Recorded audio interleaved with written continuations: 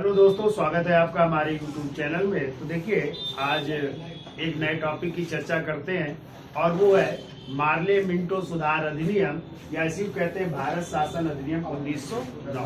तो देखिए, Morley Minto सुधार अधिनियम में क्या हुआ था, इसमें तो पहले जानिए, इसमें एक भारत सचिव है और एक भारत के वायसराय, ठीक है। तो यदि आ जाए इस समय जो है भारत के वायसराय कौन है, तो देखो भारत के वायसराय में उनका नाम है मिंटो। क्या नाम है? मिंटो। और ये सेकंड नंबर के हैं, तो मिंटो द्वितीय कह सकते हैं, ठीक है। यदि आ जाए भारत सचिव कौन है, तो भारत सचिव है जिनका नाम है जॉन मार्ले है, जॉन मार्ले। और आप लोग याद रखिएगा, जॉन मार्ले ने एक जीवनी भी लिखी थी। किनकी? तो आपको पता है, ब्रिटेन के प्रधानमंत्री ग्लैडस्टन का नाम सुना है? तो ग्लैडस्टन के जीवनीकार है, ठीक है, लिख लेना। किसके जीवनीकार है? ग्लैडस्टन के जीवनीकार। कई बार पूछा गया है कि ग्लैडस्टन की जीवनी किसने लिखी है, तो किसने लिखी है? जॉन मार्ले ने लिखी है, ठीक है, ये याद रखिएगा, ठीक। तो इसमें भारत के वायसराय कौन है? लॉर्ड मिंटो द्वितीय। और जबकि भारत सचिव कौन है? जॉन मार्ले। अब इनके द्वारा जो है एक अधिनियम लाया गया है जिसको कहते हैं मार्ले मिंटो सुधार अधिनियम। तो एक क्वेश्चन और पूछा जाता है कि किस समिति की सिफारिश पर ये अधिनियम लाया गया। तो आपको पता होना चाहिए, एक समिति गठित हुई थी जॉर्ज अरुंडेल की अध्यक्षता में, ठीक है। तो जॉर्ज अरुंडेल समिति की सिफारिश पर, जॉर्ज अरुंडेल समिति जो कब गठित हुई थी? 1906 में गठित हुई थी। इस समिति की सिफारिश पर ही जो है, सिफारिश पर ये जो है अधिनियम लाया जा रहा है, मार्ले मिंटो सुधार अधिनियम, ठीक है। और किन दोषों को दूर करने के लिए? तो आपने पढ़ा था 1892 में कौन सा? भारत शासन अधिनियम। तो भारत शासन अधिनियम के दोषों को दूर करने के लिए, ठीक है, अधिनियम के दोषों को दूर करने के लिए। और दूसरा, आप लोग यहाँ पे जो है, चूंकि राष्ट्रवाद का क्या हो रहा था, विकास हो रहा था ना, कई आंदोलन भी शुरू हो रहे थे। जैसे आपने स्वदेशी आंदोलन पढ़ा, 1905 में हुआ था ना, और कई घटनाएं और घटित हुई थी। बंगाल का विभाजन भी हो रहा था, यहाँ पे राष्ट्रवाद का जन्म हो रहा था।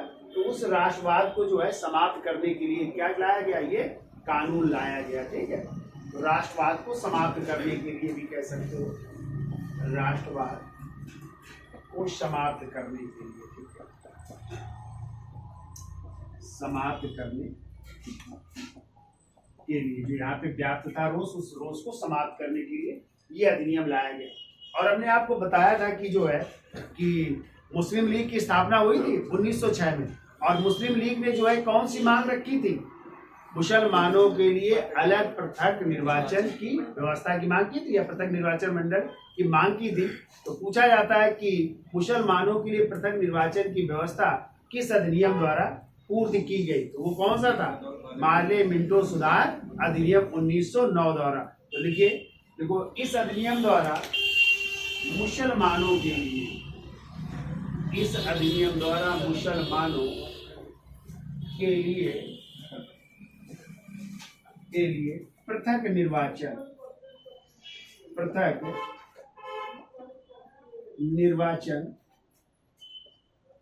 मंडल की व्यवस्था की गई। पृथक निर्वाचन मंडल की व्यवस्था की गई। एक तो ये आपको याद रखना है। दूसरा पॉइंट याद रखना है, इसी अधिनियम द्वारा जो है, जो वायसराय की परिषद में, देखो वायसराय की परिषद में या गवर्नर जनरल की परिषद में एक भारतीय सदस्य को नियुक्त किया जा रहा है। पहली बार एक भारतीय सदस्य को नियुक्त किया जा रहा है, और वो भारतीय सदस्य है सत्येंद्र प्रसाद सिन्हा को है, सत्येंद्र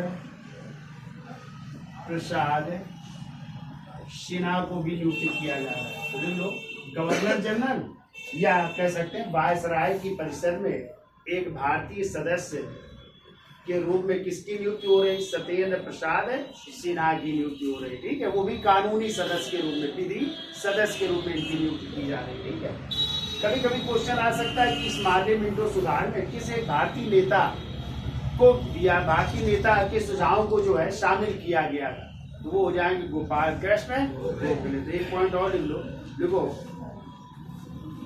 गोपाल कृष्ण गोखले की सलाह को भी स्थान दिया गया था।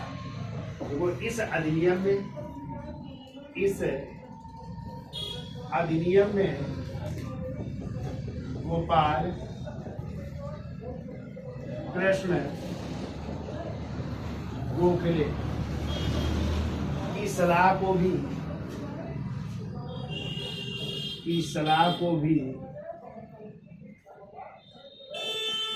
स्थान दिया गया या शामिल किया गया, स्थान दिया गया, यानी इनकी सलाह भी शामिल की गई थी। इतनी चीजें आपको याद रखनी, ठीक है, याद हो जाएंगी। पूछा जा सकता है कि भारत के वायसराय में कौन थे, तो लॉर्ड मिंटो द्वितीय। सचिव कौन थे? जॉन मार्ले, जिन्होंने किसकी जीवनी लिखी है? आ जाए ये जो मार्ले मिंटो सुधार अधिनियम है, किस समिति की सिफारिश पर?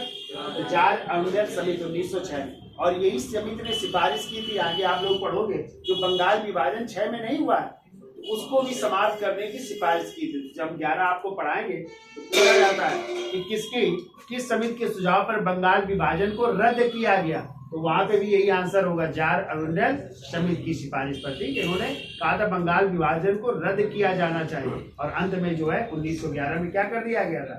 रद्द कर दिया गया था। ठीक है, फिर हमने आपको बताया था किन दोषों को दूर करने के लिए 1892 में आया था इसके पहले भारत शासन को, तो उसमें जो दोष थे उनको दूर करने के लिए नियम लाया गया। और इसी समय राष्ट्रवाद का विकास हो रहा था ना, बड़े आंदोलन शुरू हो रहे थे, तो उन राष्ट्रवाद आंदोलनों को भी क्या करना? समाप्त करना था।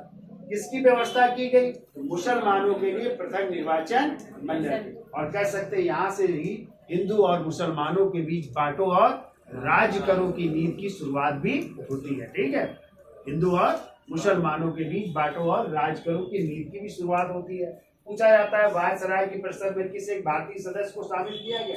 तो सत्येंद्र प्रसाद सिन्हा। इस अधिनियम में किसकी सलाह को स्थान दिया गया? तो गोपाल कृष्ण। इतनी चीजें आपको याद रखनी है। ठीक है, इसका स्क्रीनशॉट ले लो, फिर आगे चलते हैं। तो चलिए देख लेते हैं दिल्ली दरबार। तो आपको पता है कि भारत में कितने दिल्ली दरबार हुए? तो 3 दिल्ली दरबार हुए। ठीक है, पहला दिल्ली दरबार हुआ था 1877 में, जब भारत के वायसराय थे लॉर्ड लिटन। कौन थे? लॉर्ड लिटन थे, तब ये दिल्ली दरबार हुआ था। और इसी दिल्ली दरबार में महारानी विक्टोरिया को भारत की क्या साम्राज्ञी घोषित किया गया था, और कैसर हिंद की उपाधि प्रदान की गई थी, याद है। फिर दूसरा दिल्ली दरबार आ जाए तो किसके समय हुआ? लॉर्ड कर्जन के समय। किसके समय? कब हुआ? 1903 में। कब हुआ था? 1903 में।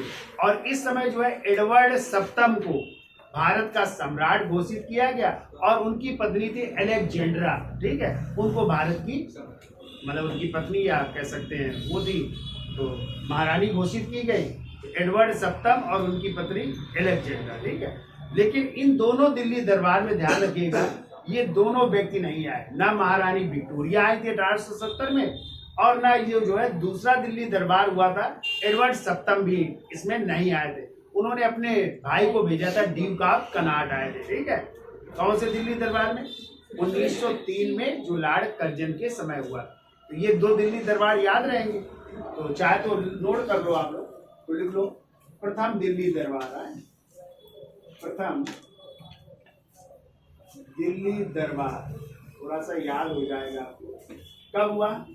1877 में। ठीक है, किसके समय हुआ? लॉर्ड लिटन के समय। ठीक है, लॉर्ड लिटन के समय हुआ। और इसमें जो है किसको भारत की सम्राज्ञी घोषित किया जा रहा है? तो महारानी विक्टोरिया को है, महारानी विक्टोरिया क्या घोषित किया गया? भारत की सम्राज्ञी घोषित किया गया, और एक उपाधि दी गई थी, कौन सी? कैसर हिंद। एक आया था ना एक्ट, रायल टाइटेड एक्ट, कब आया था? शाही उपाधि अधिनियम 1876 में, ठीक है, उसके तहत जो है वो। फिर दूसरा दिल्ली दरबार भी याद रखिएगा। तो दूसरा दिल्ली दरबार, दूसरा दिल्ली दरबार, और दूसरा दिल्ली दरबार हो रहा है 1903 में। 1903 में हो रहा है। भारत के वायसराय कौन है? Lord Curzon. कौन है? लॉर्ड कर्जन, ठीक है। और इस दूसरे दिल्ली दरबार में भारत का सम्राट घोषित किया जा रहा है एडवर्ड सप्तम को।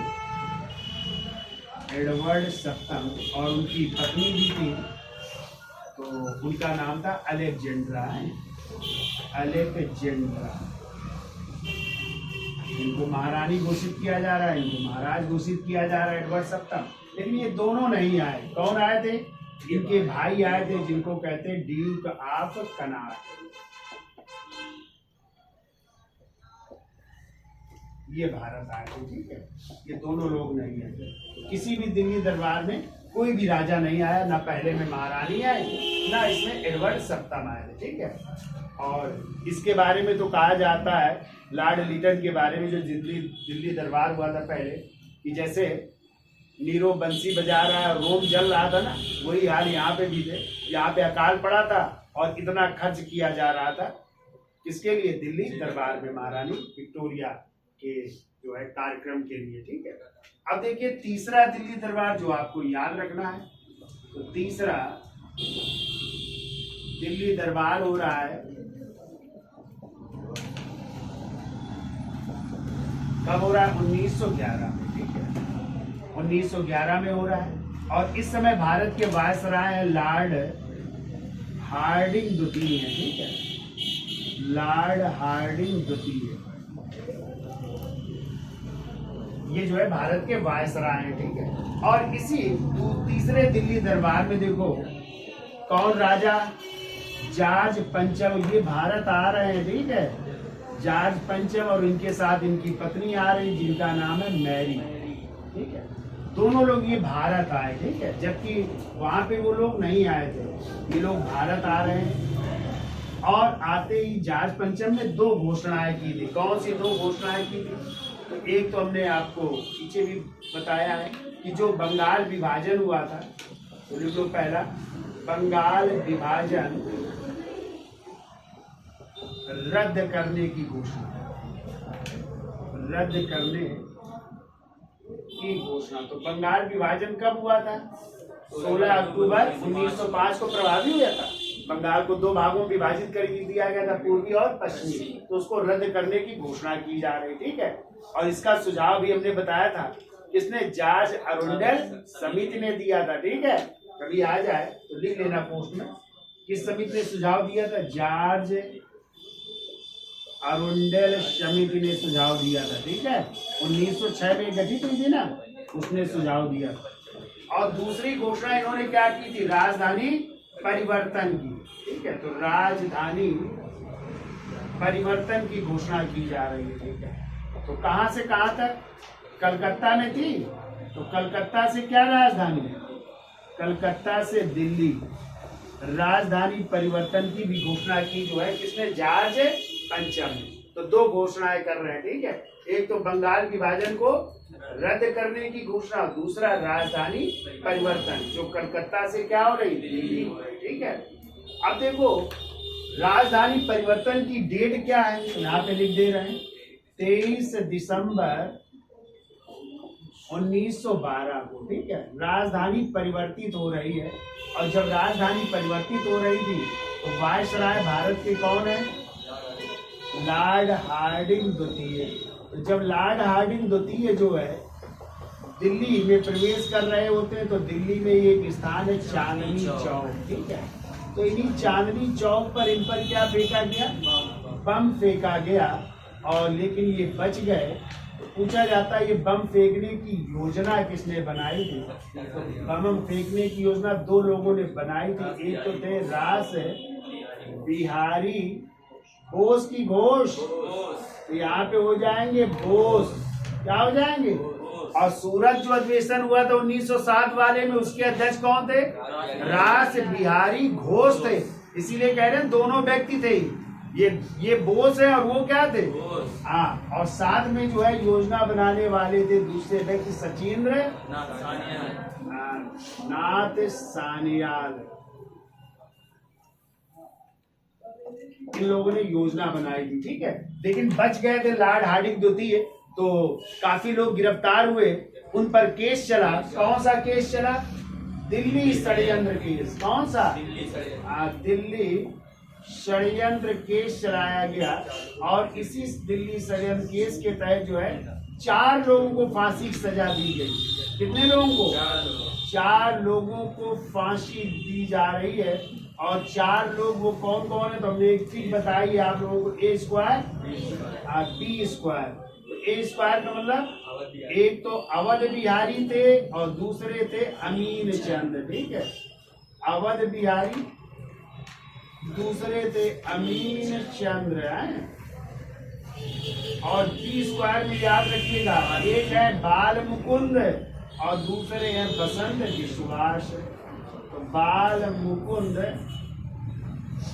और चौथा नाम लिख लो बसंत विश्वास।